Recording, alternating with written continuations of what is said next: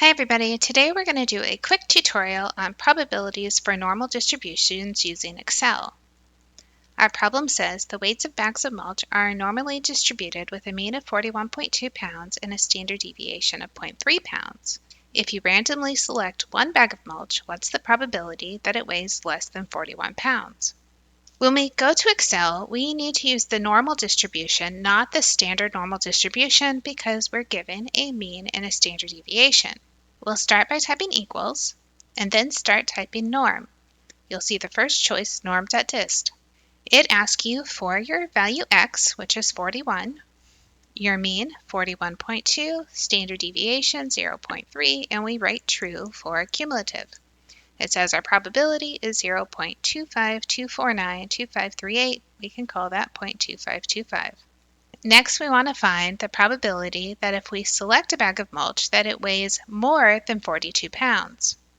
When we look for values that are to the right, which means they say more or greater than, you're always going to start by typing equals and then doing 1 minus. We're looking for a right area, and Excel always gives us an area to the left. Since we know everything adds up to 100%, we can do 1 minus the value and it'll give us what's on the right.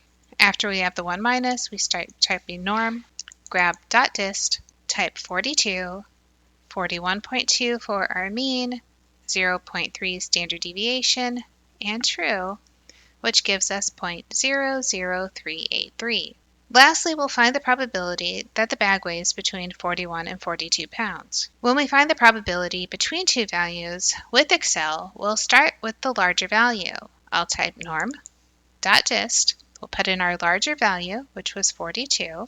We'll put in our mean of 41.2, our standard deviation of 0.3, and then true. In the same cell, we hit minus, type norm again, grab .dist, put in our smaller value of 41, our mean of 41.2, our standard deviation of 0.3, and again type true.